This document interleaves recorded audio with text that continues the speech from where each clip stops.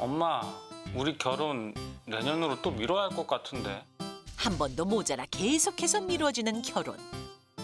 이 모자에게 어떤 사연이 있는 걸까요? 여기가 소정이가 하고 싶다던 곳인데 올해는 도무지 자리가 안 날 것 같아. 내년이나 가능하겠는데. 그런데 소정이는 꼭 여겨야만 한대? 여기에 꽂혔어. 여기가 아니면 안 되겠대.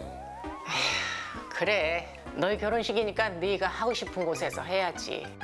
소중한 첫 며느리라 결혼식이 미뤄져도 꾹 참았는데요. 아들, 소정이 많이 바쁜가? 아니, 이번 명절에도 소식이 없고 아이, 소정이 곧 연락드리겠지.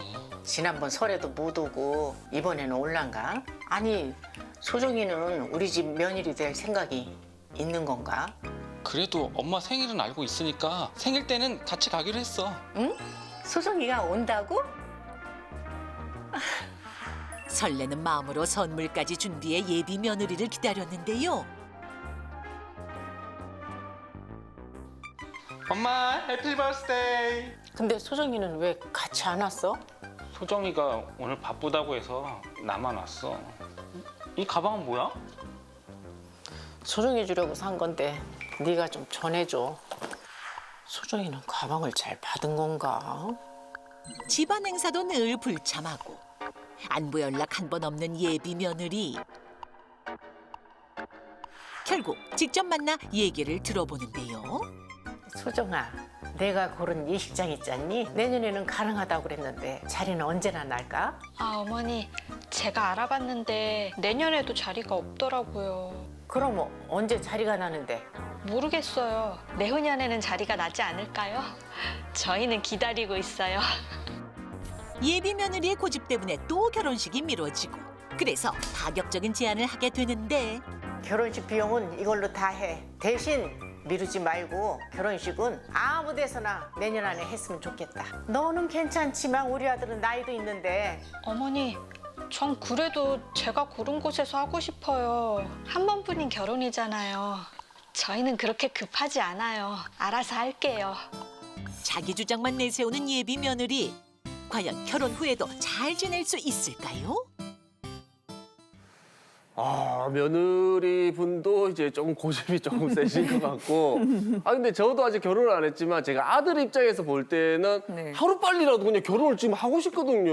어머니께서 지금 막 돈도 주시고 이랬을 때 빨리 해야 되는데. 아니 이제 상국 씨가 요즘 젊은이가 아니라서 잘 모르시나 본데 예전에도 그랬지만 요즘 젊은이들은요 뭐 평생 두 번 뭐 세 번이 아니라 딱 한 번인 결혼식은 꼭 내가 원하는 곳에서 해야 된다 이런 고집 자기 주장이 강하더라고요. 그래야 더 행복할 것 같다 결혼 생활이 약간 이렇게 생각을 하는 것 같아요. 예. 이 결혼식이라는 게 평생 간다고 생각을 해서 이렇게 신중한 거 뭐 양쪽 다 이해는 되는데 아무래도 우리 어머님들이 며느리일 때 그리고 지금의 며느리는 조금 생각하는 것부터가 다르잖아요.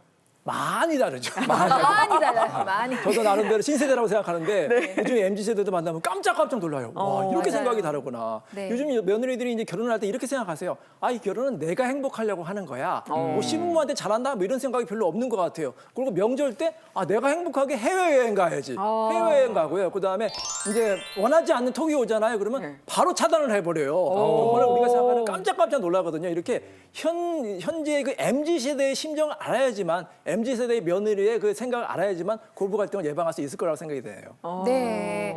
아이고 SNS는 안 하지 MZ 세대는 잘 모르겠지 그런 입장에서 시어머니들 굉장히 혼란스러우실 것 같은데 저희 지금 스튜디오에 직접 고민 상담하러 나오신 분이 계시거든요. 네. 잠시 후에 직접 만나 뵙고 상담해드리겠습니다. 네, 이번에도 직접 사연을 보내주신 예비 시어머니께서 스튜디오에 나와 계십니다. 만나볼게요. 안녕하세요. 안녕하세요. 네, 나와주셔서 고맙습니다. 지금 결혼이 얼마나 미뤄진 거예요? 아들이 지금 예비 며느리랑 교제한 지 4년째인데요. 네. 1년 반 전에 프로포즈를 했다고 하더라고요. 그래서 1년 반 전부터 예식장을 알아보고 있는 중인데 예비 며느리는 본인이 꼭 하고 싶은 예식장에서 해야만 된다 하면서 작년에 할게요. 또 뭐 올해 할게요. 내년에 할게요. 이제는 내년에도 지금 못할 것 같아서 정말 본인들이 지금 결혼할 수 있는지 지금 모르는 상황이에요. 본인들은. 1년 반 전에 프로포즈 했는데 내년에 하면은 또 2년 반, 내후년 되면은 3년 반 이렇게 맞아요. 늦어지는 상황이네요. 그러니까 교제한 지도 지금 이미 한 4년 정도 됐고 네. 계속 결혼이 미뤄지니까 어머니 입장에서는 많이 좀 불안하실 것 같아요. 불안합니다. 네, 네. 네. 어떤 점이 가장 좀 걱정이 되세요? 아들이 첫째 아들이고요. 그러다 보니 뭐 기대에 설레는 마음도 많았고 여기저기 뭐 결혼할 거라고 그런 얘기를 해 두었기 때문에 왜 여태 계속 안 하냐고. 근데 물어볼 때마다 예식장 문제 때문이라고 얘기하는 것도 한두 번이지 참 곤란할 때가 너무 많았고요. 무엇보다 아들이 며느리보다 8살 정도 차이가 나서 30대 중반이어서 여러 가지 여유가 지금 없는 상태예요. 네. 그러니까 지금 이제 어머니 입장에서는 좀 고집이 세 보이는 며느리 때문에 지금 고민이 되셔서 지금 이 스튜디오에 나와 계신 거거든요. 예비 지금 시어머니이신 네, 거예요. 네. 근데 이거 결혼을 좀 안 미루게 할 방법이 없을까요? 없습니다. 없어요. 어머니 입장에서 너무 답답하시겠지만 어머니의 의견은 말씀하실 수 있습니다. 예. 그러나 그 결정은 당연히 두 사람이 해야 되는 것입니다. 우리는 알 수 없지만 단순히 결혼식장의 문제가 아닐 수도 있습니다. 그래서 어머니가 의견을 이야기하는 거 거기까지 그 다음에 어머니가 하실 수 있는 일은 없으신 것 같습니다. 어떻게 보면 그냥 깔끔하게 잘라버리시네요. 그러니까요. 안 되는 건 안 되는 거다라고 네. 확실하게 좀 말씀을 하셨는데 그래도 우리 어머니 입장에서는 이게 언제 결혼을 할까 막 되게 걱정이 많이 되실 것 같은데 좀 뭐 궁금한 점 있으면 한번 질문 주세요. 뭐 이렇게 계속 자꾸 날짜 미루다 보면 또 파혼한다는 소리 나올까 봐 좀 무섭고요. 파혼. 실제로 결혼 전에 시점 문제로 파혼한 부부가 좀 많이 있을 것 같고 궁금합니다. 네. 사례자분의 걱정이 충분히 이해가 되는 게 우리 몇 년 전에 코로나 때문에 결혼이 계속해서 미뤄지는 경우가 있었거든요. 맞아요. 제가 그런 경우 너무너무 많이 봤는데 계속해서 결혼이 미뤄지다가 아예 파혼이 되는 경우도 많이 있었어요. 계속해서 이제 싸우는 거예요. 그래서 이제 사람들에 따라서는 이렇게 생각하는 사람들이 있는 것 같아요. 결혼이니까 정말로 예식장이 중요하다.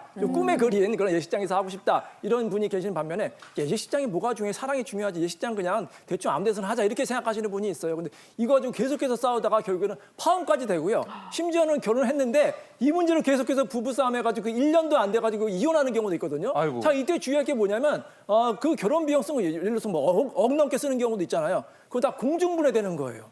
상대방에게 결혼 비용 청구할 수가 없어요. 그래서 제 생각에는 결혼 비용은 좀 줄이고 그 비용으로 뭐 신혼지 구입한다든지 그렇게 실용적으로 쓰는 게 바람직하지 않나 이런 생각이 드네요. 네. 이거 말고도 그러면은 이렇게 좀 젊은 요즘 며느리와 이렇게 불화 없이 잘 지내려면 시어머니가 알아야 될 게 좋은 게 뭐가 있을까요? 이런 뭐 팁 같은 걸 좀 주시면 좋을 것 같아요, 변호사님. 네, 우리 시어머니 같은 경우에는 너무 좀 간섭을 안 했으면 좋겠어요. 일단은 왜냐하면 사실 언제 결혼할지는 부부의 문제거든요. 왜냐하면 이 어머니가 이렇게 말씀을 하시면 그게 또 부부 싸움의 그 단초가 될 수가 있는 것 같으니까 일단 언제 할 건지는 좀 부부한테 맡기는 게 좋을 것 같습니다. 네. 네. 그 궁금한 점 있으시면 또 한번 여쭤보시겠어요? 결혼 전부터 며느리가 자기 고집만 내세우는 것 같아서 좀 많이 걱정이에요. 며느리하고 친하게 지내고 싶은데 좀 살갑지도 않고 결혼하면 아들 가족과 명절이나 보는 사이가 되는 거 아닌가 벌써부터 걱정되고 어떻게 잘 지내야 될지 좀 네. 걱정이에요. 저희가 이제 사례자분을 보호하기 위해서 지금 블라인드 처리하고 지금 음성 변조를 좀 네. 해드렸는데 이게 변조하다 보니까 이제 잘 안 들리시는 분도 계실 것 같아서 요약을 해드리자면은 이제 며느리가 결혼 전부터 이제 고집을 이렇게 세우는 걸 보니까 어머니 입장에서 불안한 거예요. 그래서 네. 결혼 후에 시댁 식구들하고 못 지내는 어떡하나 또 아들 얼굴 명절 때는 한번 보는 건 아닌지 이런 걱정하시는데요. 며느리 될 네. 친구 성격을 보니까 어머니가 걱정하시는 것 같은데요. 너무 미리 네. 걱정하지 맙시다. 그게 정말로 성격이라면 우리가 누군가를 변화시킬 수 있나요?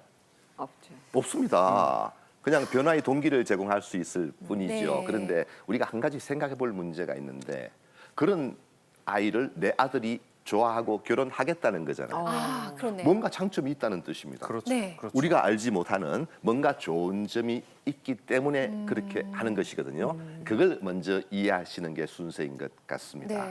네. 이인철 변호사님. 저도 이제 교수님 말씀에 동의하는데 네. 실제로 이제 부부가 언제 가장 많이 이혼할까? 언제 많이 이혼할 것 같아요? 이 결혼 기간에서. 예비를 준비. 아. 자, 일단 황혼 이혼이 신혼. 많고요. 그 다음에는 아주 신혼 때는 잘 안 하죠. 그때는 너무 좋으니까. 네. 이제 아이 낳고 한 4년에서 5년 지난 다음에 이때가 위기예요. 그때 그래요? 정말로 이혼을 많이 하는데 4년 이하 5년에서 9년까지가 뭐 18%를 이렇게 차지하는데요. 왜냐하면은 이때 상대방에 대한 모습이 보이거든요. 이제 실망을 하고 또 여기에 이제 고부 갈등까지 생기면은 도저히 안 되겠다. 이제 이혼을 생각하는 것 같은데 근데 이건 너무 당연한 게 뭐냐면 우리가 20년, 30년, 심지어는 40년 후에 결혼을 하잖아요. 그동안 다 이미 인격이 형성이 된 거예요. 시어머니 바꾸려고 한다? 안 되죠. 내 남편은 내가 고칠 수 있어. 절대로 안 됩니다. 사람은 고쳐서 쓰는 게 아니거든요. 그냥 이 사람을 이해하고 살 건지 아니면 너무 힘들면 안 살 건지를 결정하는 건데 내가 고치고 싶다. 시어머니 바뀌겠지, 며느리 바뀌겠지. 절대 안 되거든요. 그러니까 상대방을 충분히 이해하고 상대방 집안을 충분히 이해한 다음에 그 다음에 결혼하는 게 좋을 것 같습니다. 네.